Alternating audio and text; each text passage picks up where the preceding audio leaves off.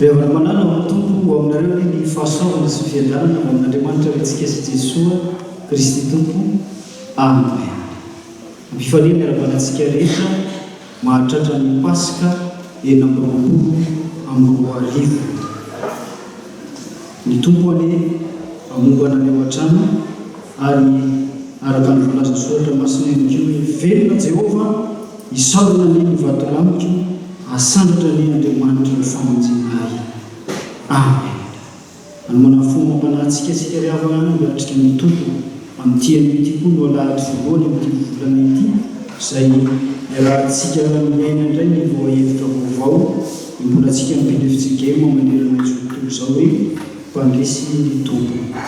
Dia sika riavako iaraka itsangana anao ny hira na sakasaka masina.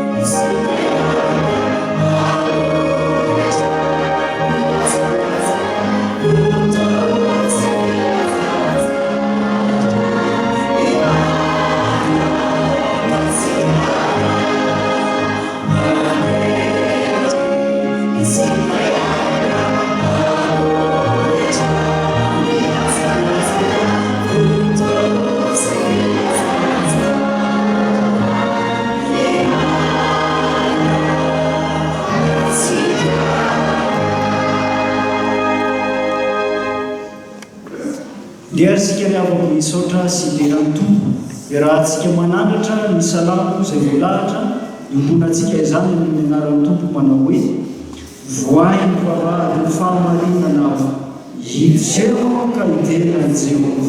Ity ny vavahadin'i Jehova ny marina miditseo iteranao fa efa namaly ahy ianao ka efa famonjena ny vato izay navy mpanotrano no efa tonga fehizona indrindra avy tamin'i Jehova izany ka mahagaga eo masontsika.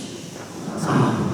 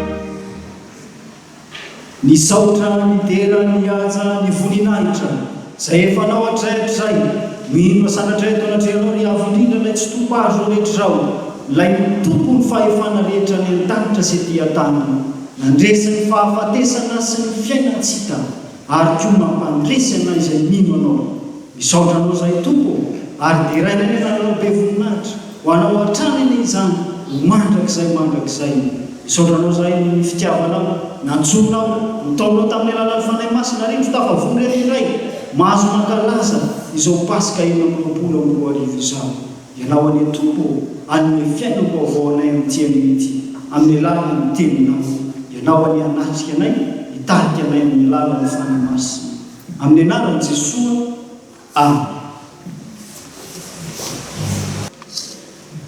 Toa eo fotoana izay alesantsika ny sitrapon'Andriamanitra isika riavako anomboana azy ny 10 minitra ho an'ny ankizy sy ny tanora saina mitiavana ary ianareo hitsangana manihira amin'ny fiarahana fanampiny fa 20 voalohany.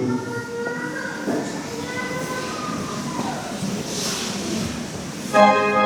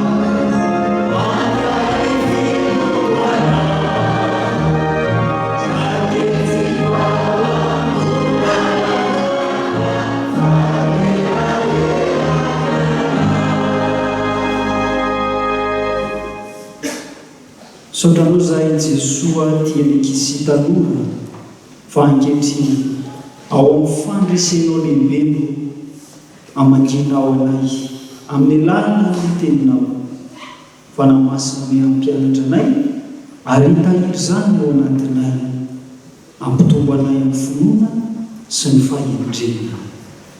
Amen.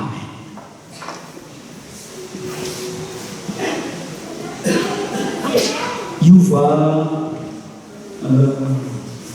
pitikopa kely tsika ny teny ity tsy mofinaina no engatsika fa mitsianjery izay anjaran'ny sekolelady indray mandritra ny volana aprily sy ny fiangonana manontolo ihany koa.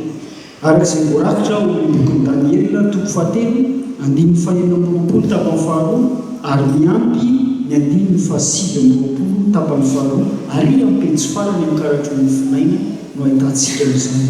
Ovakiko amin'ny anaran'ny Tompo hoe dia nivoaka avy tao amin'ny afo Sadraka sy Mesaka ry Abedinego fa tsy misy andriamanikafa mahavonjy tahaka izao.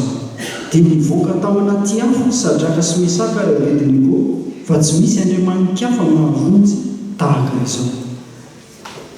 Misy tsy mahay ve tantara izany hoe Sadraka sy Mesaka ry Abedinego zany? Ahoana moa ilay izy? Naman'ilay lehilahy malaza atao hoe izy Daniel zay. Dia rehefa tany Babilôna ny zanak'Israely, ilay mpanjaka malaza atao hoe Nebukadnezara no nanjaka tamin'izany fanjakana babilôniana zay nambabo ny zanak'Israely zany. Anisany nentina babo tany ireo efatra amin'ny rahalahy ireo Daniel zay hoe Beltesezara, Sadraka, Mesaka ary Abedinego. Dia ireo efatra amin'ny rahalahy reto ry avako dia anisany mijoro amin'ny finoanan'i Jesoa, matahotra an'i Jesoa izy. Dia ity mpanjaka babilôniana ity nanangana sarolona volamena ngeza be mihitsy. Andriamanitra zay natao hivavahana hoy zany Andriamanitra sarolona volamena izany. Dia namoaka didy ilay mpanjaka avy eo hoe rehefa misy feokira maneno maro samihafa ao karazany hafa dia miankohaka amin'ny sarolona volamena eo avokoa vahoaka rehetra eo mba fahefana na iza na avy aiza.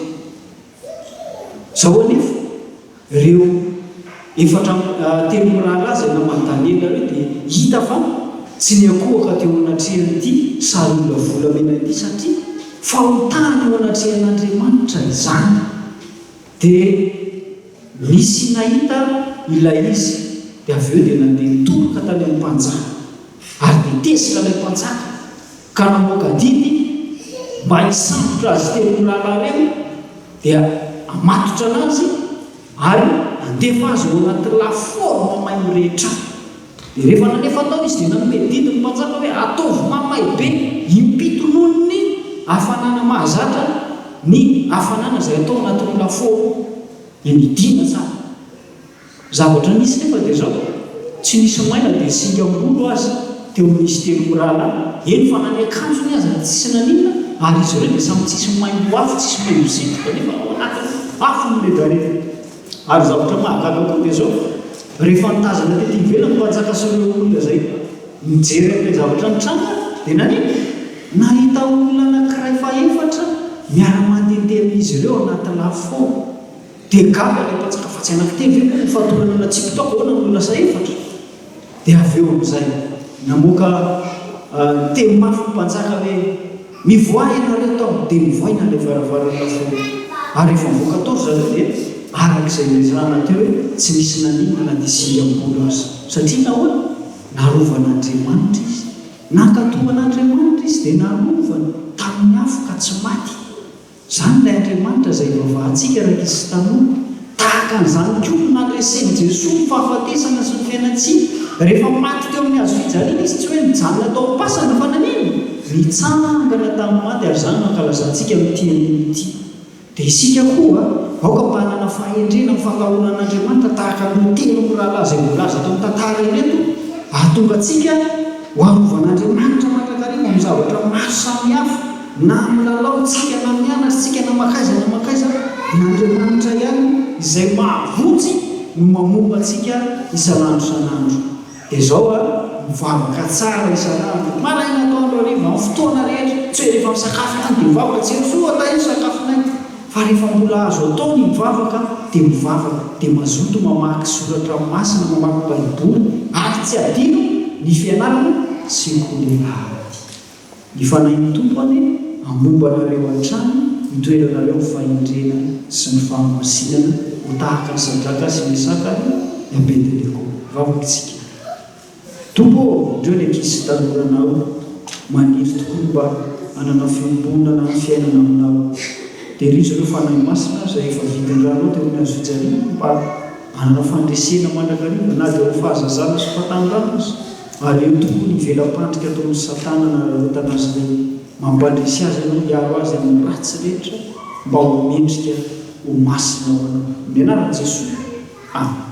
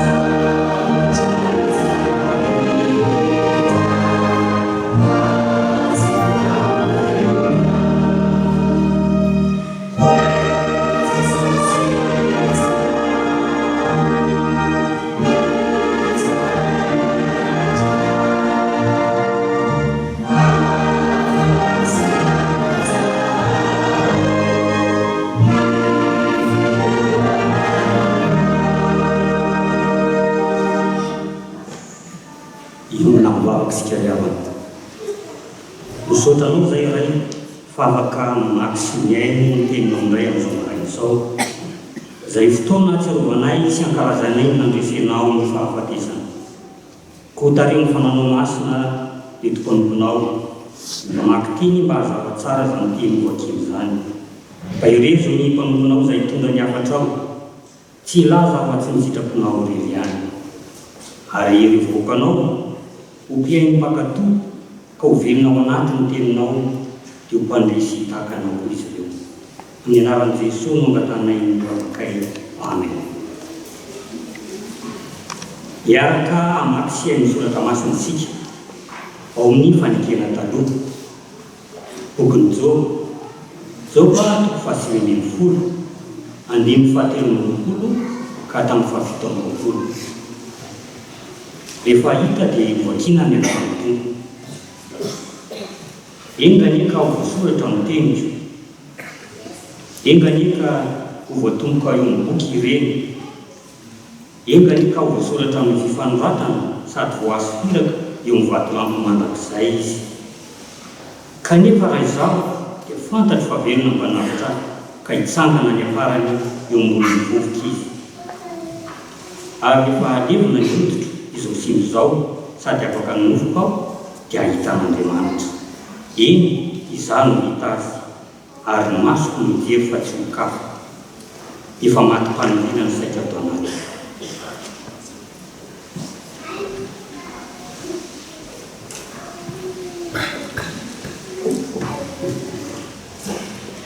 Hotoizantsika amin'ny famakiana soratra masina amin'ny fanekena vaovao. Filazantsara alakan'i Luka toko faha 7, andiny voalohany ka hatramin'ny faha 12. Ary faranantsika amin'ny famakiana soratra masina ao amin'ny epistily voalohany ho an'ny Koritiana voalohany faha 15, andiny faha 10 ka hatramin'ny faha 9. Rehefa hita dia ho vakiana ny anaran'ny Tompo. Fa no maraina koa tamin'ny andro voalohany amin'ny herinandro dia nakany amin'ny fasana izy mitondra ny zava-manitra izay efa namboariny. Ary hitany fa indro ny vato efa nipody miala tamin'ny fasana. Dia niditra izy nefa tsy nahita ny vaton'i Jesosy Tompo. Ary raha mbola velevitra tamin'izany izy, indreo nisy roalahy sy eo taminy mitafy fitafiana manelatrelatra. Ary no natahotra izy ka ny ankohaka, dia hoy izy roalahy taminy: nahoana no atao maty ny tadiavana olombelona? Tsy ato izy fa efa nitsangana. Tsarovy ny teny izay nataony taminareo fony izy mbola tany Galilia hoe: ny zanak'olona tsy maintsy atolotra amin'ny tanany mpanota ka omboana amin'ny hazo fijaliana ary hitsangana amin'ny andro fahatelo. Dia tsahoana izany tenin'izany, ary nivelona niala tamin'ny fasana izy milaza izay rehetra izany tamin'ny 12 sy ny namany rehetra. Teo Maria Magdalena sy Joanna ary Maria reniny Jakoba, ary ny vehivavy sasany izay namany eo koa dia nilaza izany tamin'ny apôstôly. Nefa nataony ho arirarira foana izany teny izany ka tsy minono. Fa Petera nitsangana dia nazakazaka nakany amin'ny fasana, ary niondrika izy ka nahita ny lambapaty mipetraka ny tokony nitokana. Dia lasa nody izy sady gaga noho ny zavatra izay tonga teo. Fa izao lazaiko ry lalahy, ny nofo aman-drà tsy mahazo mandova ny fanjakan'Andriamanitra, ary ny fahalovana tsy mandova ny tsy fahalovana. Indro zava-miafina no ambarako aminareo: tsy hodimandry avokoa isika rehetra, fa vetivety toy ny indray mpimaso rehefa maneno ny torompeta farany, dia hovana isika rehetra fa ho tsofina ny torompeta. Ary ny maty hatsangana tsy olony intsony, ary isika hovana. Fa ity mety ho ity tsy maintsy hitafo ny tsy fahalovana, ary ity mety maty ity tsy maintsy hitafo ny tsy fahafatesana. Fa rehefa mitafo ny tsy fahalovana ity mety ho ity, ary mitafo ny tsy fahafatesana ity mety maty ity, dia ho tanteraka ny teny voasoratra hoe: ny fahafatesana no resena ka levona. Ry fahafatesanao, aiza ny fandesenao? Ry fahafatesanao, aiza ny fanondronanao? Fa ny lota ny fanondrona ny fahafatesana, ary ny lalàna no herin'ny lota. Fa isaorana ny Andriamanitra izay manome antsika ny fandresena amin'ny alalan'i Jesosy Kristy Tompontsika. Ho amin'izany ny lala malalaka, milena tsara, aza miova, ary mahefa be mandrakariva no lasan'ny Tompo, satria fantatrareo fa tsy foana tsy akory ny fikelezanareo aina ao amin'ny fony. Amen.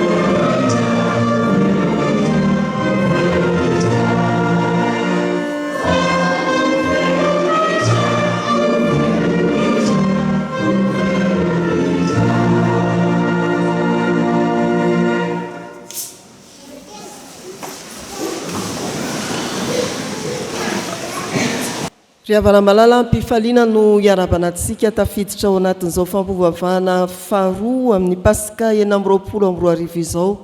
Miarabantsika na tratra izany paska izany io mpandresena amin'ny kristiana isika mirarisoa mba ho fahavelomana vaovao indray ao amin'ny Kristy ny fahavelomantsika rehetra.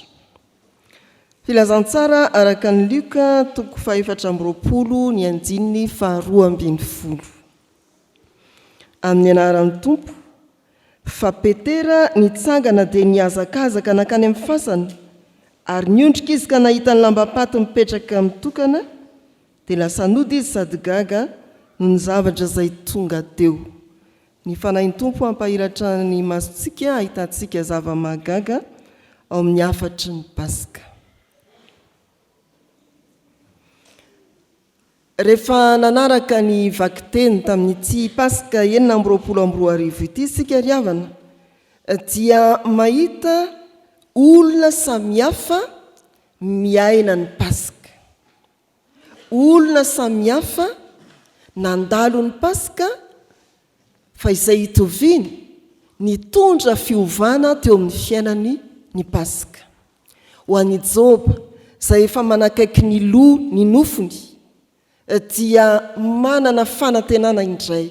Fandresena Paska ho an'i Joba dia niteraka fanantenana vaovao. Ho an'ny vehivavy izay tonga marainalina mba ho any amin'ny fasana, dia nandray ny fandresen'ny Paska tonga amin'ny fanambarana izany fandresena izany. Vehivavy nandalo ny Paska tonga mpanambara fandresena. Ho an'i Paoly, raha mampatsiany nananganana an'i Jesosy tamin'ny maty izy, eo ampamaranana ny Korintianina 1:20 izay nentina tamintsika teo, ny Paska amin'ny Paoly arak'izay 9:20 izay dia mampiorina finoana ary mandrisika hiasa, miorena tsara maefabe. Fato amin'ny Luka 4:20 mbola hitantsika ny Paska ho an'i Petera. Ho an'i Petera ny Paska rehefa nandray ny filazan'ny vehivavy izy, dia nitsangana ka niazakazaka nankany amin'ny fasana. Ary rehefa hitany ny lambapaty mipetraka mitokana, dia ambarany soratra masina hoe lasa nody izy sady gaga ny amin'ny trangan-javatra izay tonga teo. Ndeha ary hiara ankalaza an'Andriamanitra no ny Paska miaraka amin'ny Petera isika. Pasky Petera. Manahoana izany Pasky Petera izany ary fiovana toy inona no nateraky ny Paska teo amin'ny fiainan'ny Petera. Raha ny andininy manoloana antsika no raisina manokana atao hoe iorena ny afatr'Andriamanitra, mazava ny filazan'ny soratra masina fa ny Paska teo amin'ny Petera dia niteraka nitarika azy hody sy ho gaga. Lasa nody izy sady gaga no ny zavatra izay tonga teo. Fa tsy nijanona teo ny fiainan'ny Petera rehefa zoitsika ny tantarany manodidina ny Paska hatrany amin'ny Jaona 5:12 hatrany amin'ny 1:20 dia hafa mihitsy ny fiainan'ny Petera ny atao hoe Paska. Dia ary sika eritreretra n'izany atao hoe Pasky Petera. Pasky Petera voalohany rehefa nandray izy dia nitsangana ary niazakazaka nankany amin'ny fasana. La efa nambarany anjery hoe nahoana ny aty amin'ny maty no hitadiavanareo ny velona. Mbola niazakazaka nankany Petera. Nahoana moa? Aza tonina fa manodidina ny tantaran'ny herinandro masina, Petera dia voamarika manokana ny amin'ilay fandavany intelo ny Tompo. Angotika tao anatiny izy. Nanotika tao anatiny ny fony satria tsaroany zay fandavan'izay. Raha voanandray izy dia nitsangana ary niazakazaka hitady ny tompo. Ry havana malala, Pasika Petera dia niazakazany hitady ilay nofitany, hitady ilay navadika, hitady ilay nilavina. Tonga eto ianao ankalazan'Andriamanitra noho ny Pasika, ho toa ny Peterako hiazakazaka hoe aiza ry Jesoa? Aiza Jesoa ilay nilavinao tamin'ny fahadisoana ninona atao?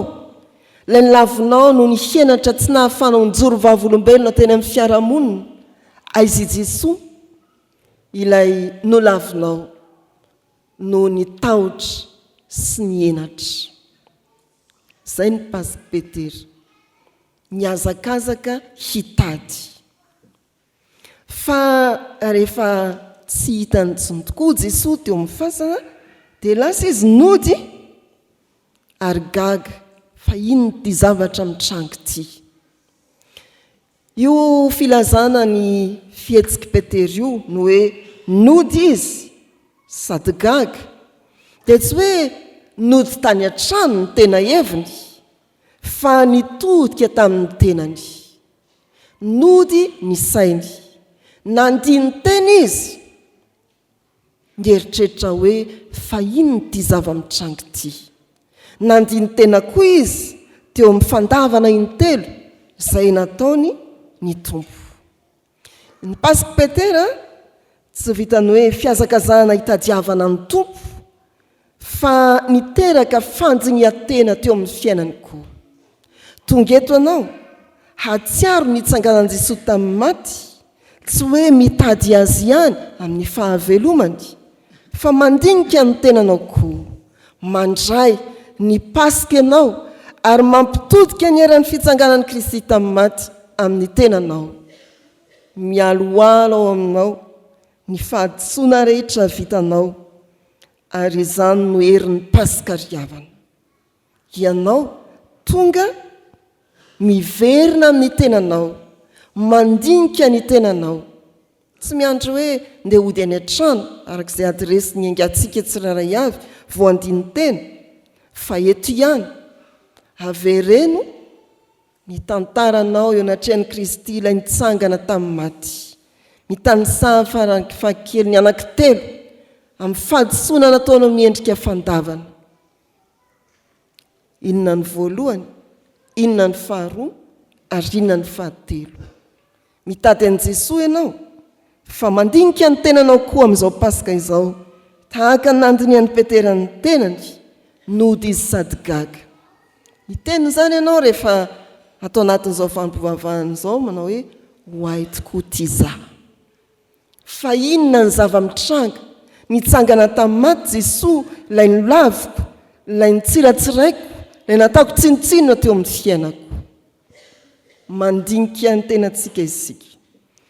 Hatreo io andin'ny faharoa ambin'ny folo io, fa tsy nijanona teo amin'ny fahagagana ihany ny Pasika ny Petera. Voalaza ao amin'ny andin'ny faha-4telopolo eto amin'ity toko ity, Luka toko faha-420 andin'ny faha-4telopolo ry havana, fa niseho tamin'ny Simona i Jesoa nitsangana tamin'ny maty. Hoy ny soratra masina amin'ny anaran'ny Tompo. Efa nitsangana marina tokoa ny Tompo, ka efa niseho tamin'ny Simona. Dingana voalohany amin'ny Pasika Petera dia ilay fitadiavana an'i Jesoa. Ny dingana faharoa amin'ny Pasika Petera araka ity andin'ny faha-4telopolo ity dia ny fionany tamin'ny Jesosy Tompo. Niaona tamin'ny Jesoa i Petera. Eto koa tsy niazakazaka hitady an'i Jesoa tany amin'ny fasana ihany isika, tsy nandiny tena fotsiny, fa eto koa no iaonanao amin'ny Jesoa. Amin'ity Pasika 722 ity, toy ny an'ny Pasika Petera, dia eto ianao no iaona amin'ny Jesoa. Iaona manokana aminao Jesoa tao anatin'ny fanjinian-tenanao. Miaona manokana aminao i Jesoa eo amin'izay mamolovory ao am-ponao.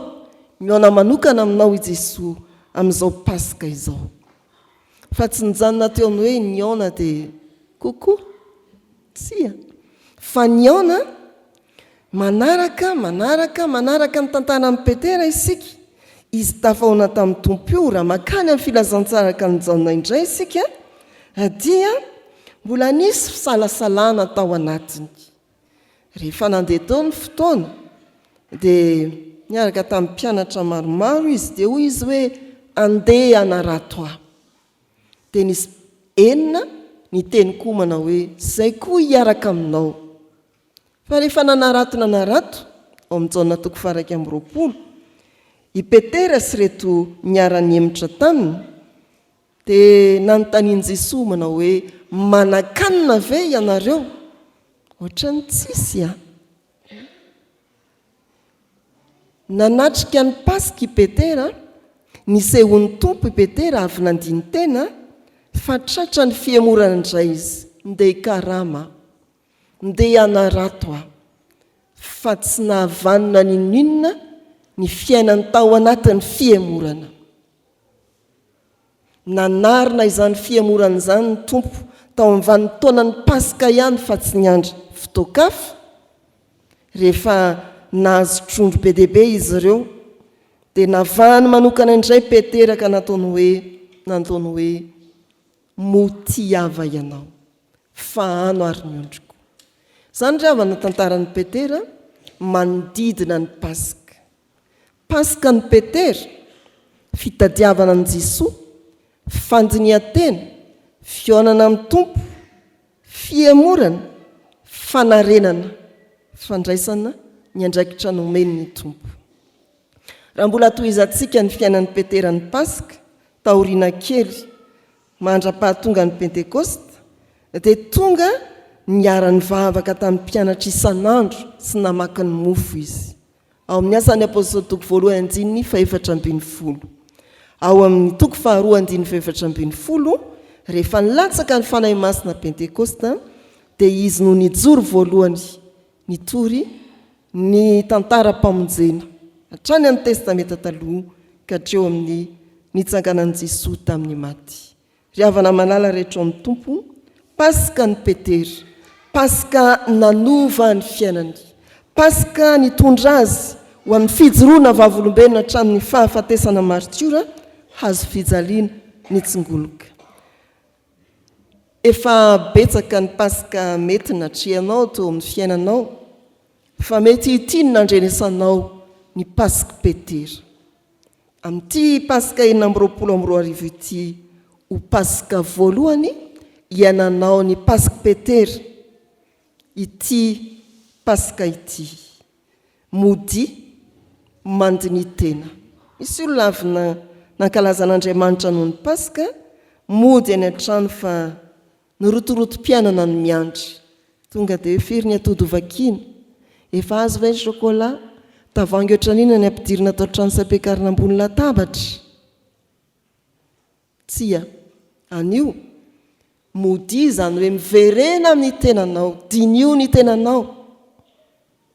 Izay ny Pasika Petera. Mody dia mandrosoa. Ataovy Pasika mitondra fandrosoana araka ny dingana ara-panahin'ny Petera. Ny Pasika iarahanao amin'ny Petera. Pasika 4:20. Pasika fandresena mampitombo ny finoana, mampandroso amin'ny fanimpona sy ny fahamasinana. Izay Petera nankalaza ny Pasika araka ny tantara teo.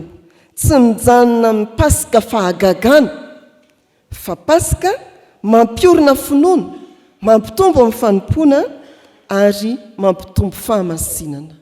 Anohany mety misy fampianarana ianao manao hoe aona moa ilay izy? Izay tonga maninona? Ny eo tsy lany ny eo tonga ihany, ny eo tsy lany ny eo tonga ihany. Fa aty amin'ny fiangonana tena mankalaza ny Pasika. Ianao miorina amin'ny finoana isaky ny mankalaza Pasika. Ianao mitombo amin'ny fanimpona isaky ny nandalo Pasika anankiray. Ianao mitombo amin'ny fahamasinana tahaka ny Petera, ka vonina indray andraikitra eo an-tanimboly ny tompo. Be ry havana no milaza fa resy ankehitriny eo amin'ny fiainana. Anontany tena raha sendra olona tahaka izany ianao, Anontany teny ianao fa maninona izy milaza hoe resy tsy nandalo ny pasika petera ny fiainany. Pasika mila mandiny tena, tsy nitady ny tompo fotsiny fa mandiny tena. Pasika andraisana ny fionana ao amin'ny tompo, hitondrany anao amin'ny fanavaozana, fiainana vaovao, andraikitra vaovao. Ry havana malala, ny pasika tena izy dia pasika manovanao, manetsika anao, handray ny fandresen'i Kristy ho amin'ny fanompona sy ny fiainana vaovao. Ny tompony hampianatra antsika ny fahamarinany fandreseny, ary ity pasika ity dia ho alaintsika tahaka amin'ny pasika petera. Izy hitahiry ny teny ao anatintsika. Amen. Rentsika teo ry havako ny sitrapon'Andriamanitra izay tiano tanterahantsika indray tamin'ity anio ity. Dia tsika hiara-miombona manao hoe sambatra ny mahitsy lalana izay mandeha araka lalàn'i Jehovah, sambatra izay mitandrina ny tenin'ny vavolombelony ka mitady azy amin'ny fony rehetra.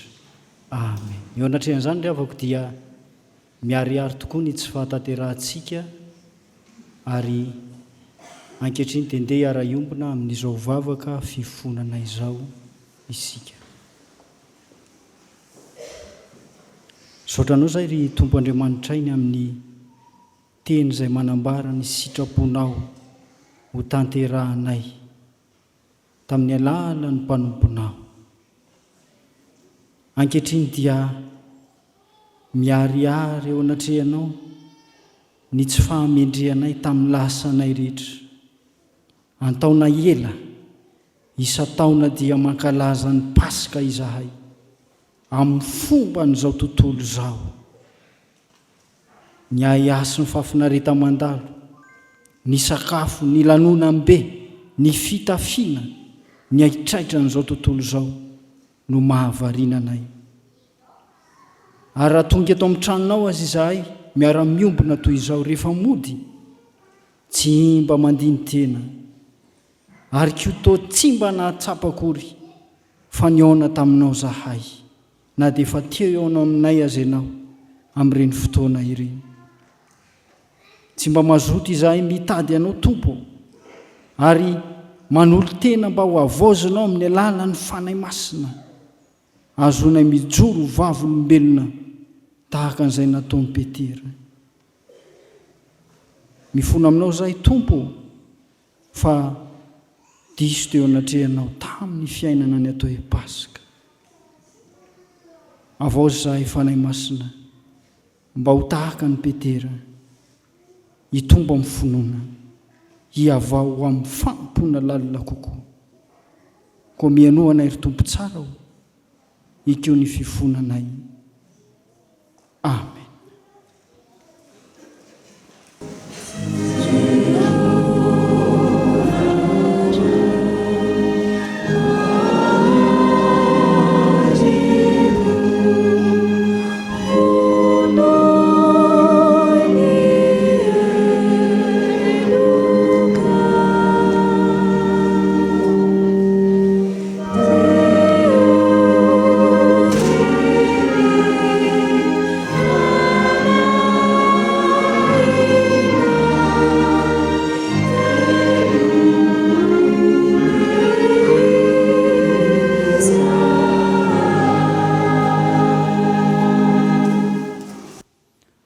Revana malala, ho anao izay niaiky ny fahotanao teo anatrehan'ny Tompo, teo anatrehan'ny sitrapony izay nambara tamin'ity anio ity.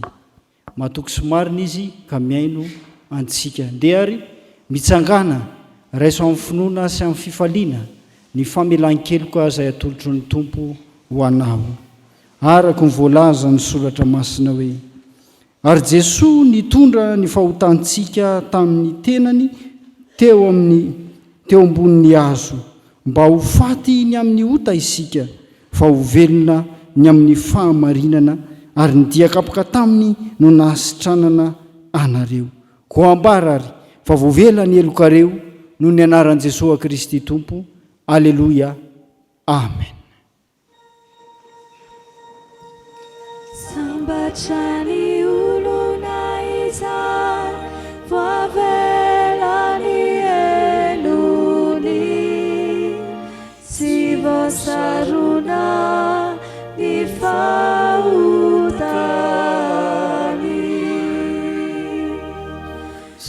mampatrany olona izay tsy sainy Jehova aloka ary tsy misy fitaka ny fanainy.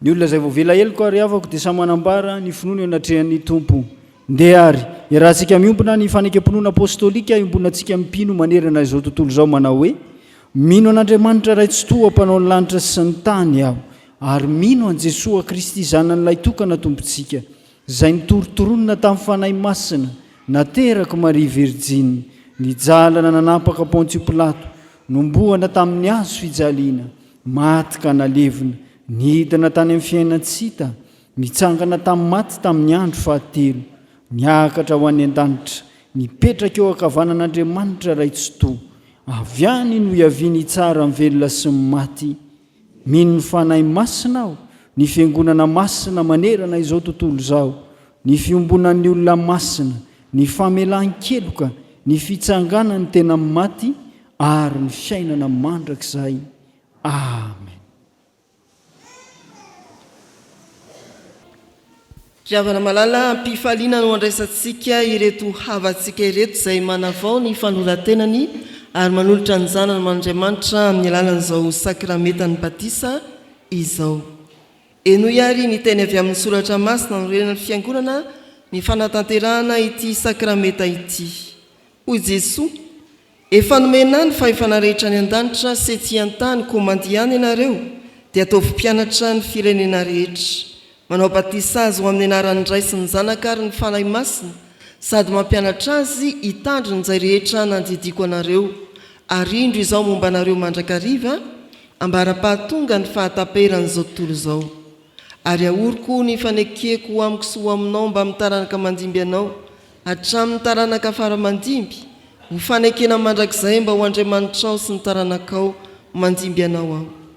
Ary tao aminy koa namorana anareo tamin'ny famorana tsy natao tanana tamin'ny fanesorana ny tenany nofo tamin'ny famorany Kristy mba niara-nilevina taminy ianareo tamin'ny batisa izay niarahanareo natsangana tamin'ny koa no ny finoana ny asan'Andriamanitra nanangana azy tamin'ny maty.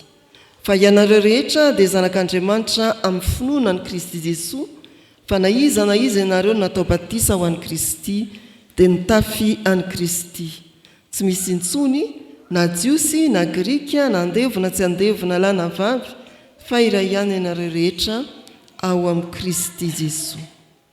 Noho izany ary iray mandray niteraka sady mpiantoka ny zaza misy fanekena ataonareo eto anatry Andriamanitra sy ny fiangonana. Moa manolotra ireto zaza ireto ho an'Andriamanitra raintsika va ianareo. Ekenareo va ny hijoro na amin'ny teny na amin'ny asa ho mpanompon'Andriamanitra matoky tonga anareo fiainana ho an'ireto zaza ireto amin'ny androm-piainanareo rehetra. Ekenareo va ny anatanterahany fiangonana amin'ireto zaza ireto ny fitaizana rehetra araka ny filazantsara tokony atao aminy mba hitombony sy hanekeny an'i Jesosy ho tompo azony hery andava ny asan'ny satana rehetra. Vonina hivavaka ho azy hampianatra azy hivavaka ary hampiditra azy ho sekoly alahady va ianareo. Ekenareo va ny hampianatra azy ny antony izao fanaovam-batisa izao ary anao izay hahatonga azy ho mpandray fanasan'ny tompo. efa ren'Andriamanitra ny fanekenareo matoky azy anampianareo amin'izao andraikitra masina ny ekenareo zao izy fa ny heriny tanterana amin'ny fahalemeny. Isika fiangonana Koriavana dia tompon'andraikitra amin'ny zaza rehetra raisitsika toy izao aoka hitsangana isika hivavaka. Andriamanitra raitsy toa tia dia tia anay tokoa ianao ary ny fitiavanao dia mialoha mandrakariva ny fitiavana ianao. Tsaronay izao ny didin'i Jesosy Kristy tomponay sy ny teny fampanantenana nomeny tamin'ny nanorezana ny sakramentany batisa koa mitalao aminao izay iray eo manatrehanay. Aoka ny fanainao masina hanome hery ny asa tanterahanay eto ampanaovan'izao batisa izao. Rano mamelombelona ny zavaboary ity ary manasa ny loton'ny nofo. Angatahanay mba ho famantara ny fanadiovana anay ho amin'ny fiainana vaovao amin'ny Kristy ane izao. Ireto zaza atao batisa reto ane ho voaray mandrakizay ao amin'ny fanekenao. Ampita fino zanakao izy ary ampiraisendrika aminy noho ny asa fanainao masina mitarika azy isan'andro ho an'ny voninahitrao mandrakizay. Amin'ny anaran'i Jesosy zanakao sady mpamonjy anay. Amen. Nomenjanahary Mélanie Katisia Herniaina. Zao anaka manao batisanao amin'ny anaran'indray sy ny zanaka ary ny fanahy masina ho aminao mandrakariva ny Tompo. Amen.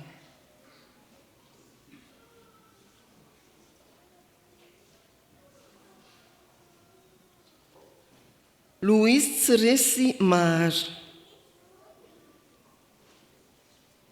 Zao anaka manao batisanao amin'ny anaran'indray sy ny zanaka ary ny fanahy masina ho aminao mandrakariva ny Tompo. Amen.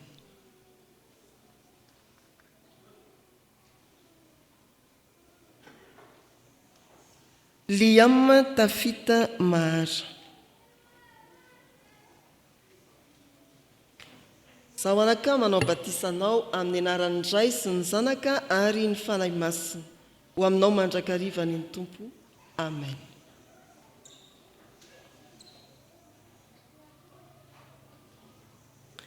Hivavaka isika. Faly misaotra anao izay ry Tompo fa tanteraka fanindrinreto ray aman-dreny ireto. Miombinainao amin'i Jesosy Kristy ny zanany ka isan'ny vahoaka ny fanjakanao Andriamanitra.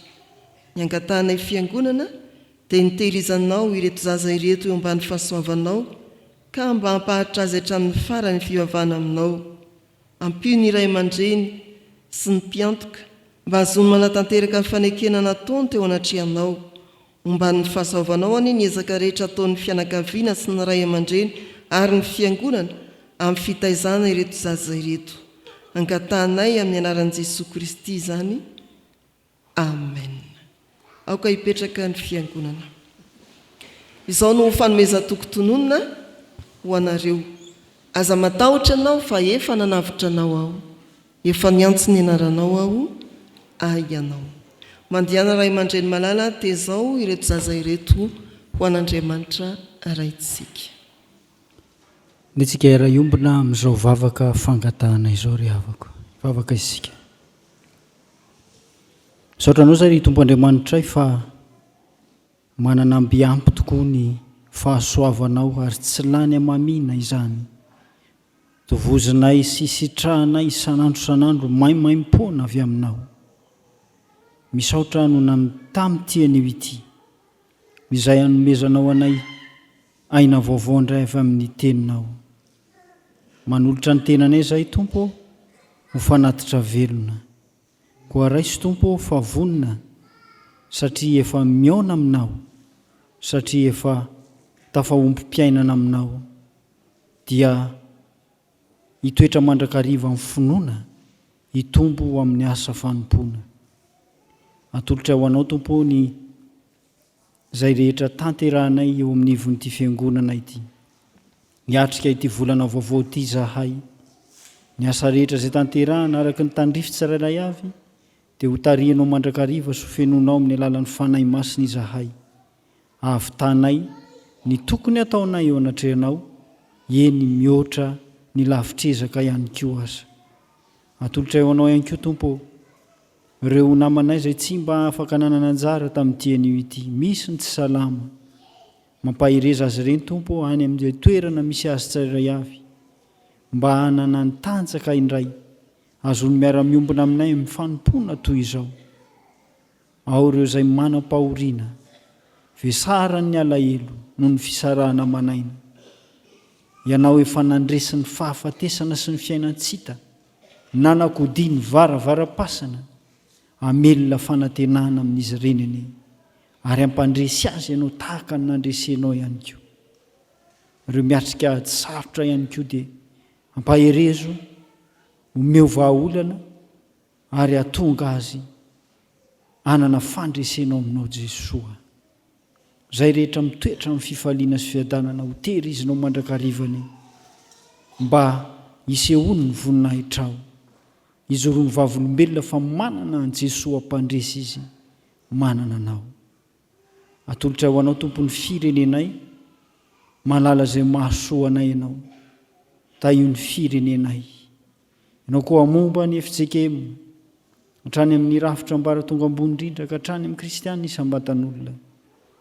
Azoto mandrakarivany hitady ianao, ary tsy hanaiky raha tsy tafahomby-piainana aminao, hiorina amin'ny finoana, hitombo amin'ny fanomponanao, ary ho fiainana isan'andro ny pasika fandresena miaraka aminao Jesoa.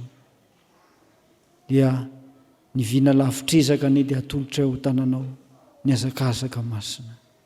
Zay rehetra mahasoa anay Tompo, tanterao araka ny lehibe indrindra fonao, fiombonanay, akambanay zany amin'ilay nampianarinao manao hoe rainay izay ny an-danitra, mamasina ane ny anaranao, ho tonga ane ny fanjakanao, atao ane ny sitraponao, ety atany ho tahaka ny an-danitra.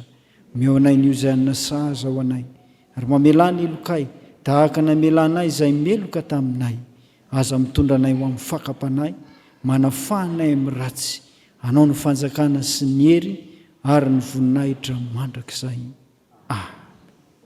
Nantsonao io mipandresena aminao izahay ry Tompo, ary indrindra no tarianao akatahaka ny Petera, mba hitady anao, ho tafahoana aminao ao anatin'ny fandinian-tena, dia handray fanavaozana avy aminao, ka ho tonga tompona andraikitra.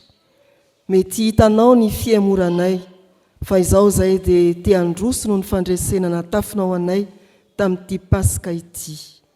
Ekeo ny fanavaozam-panoran-tena ary iraiso ny tsirairay, mba ho fitaovana entinao manambara indray ny fahefanao sy ny fandresenao eny anivon'izao tontolo izao.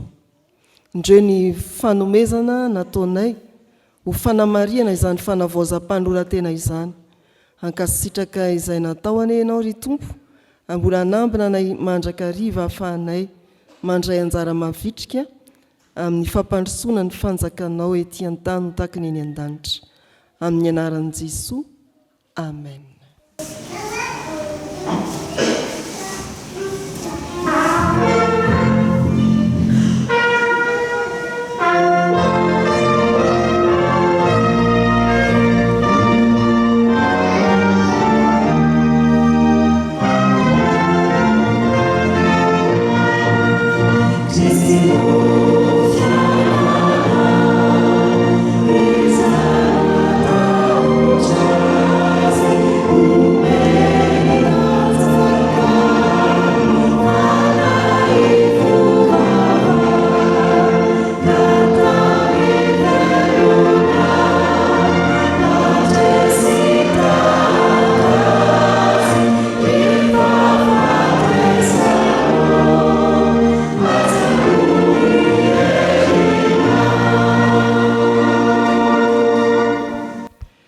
Raiso amin'ny finoana ary nitsodrany tononona amin'ny anaran'ny Tompo.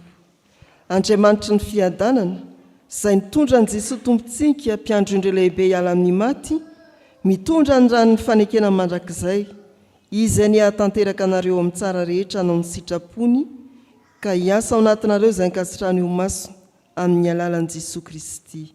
Mandihana, mpandresy ny tompontsika. Amen.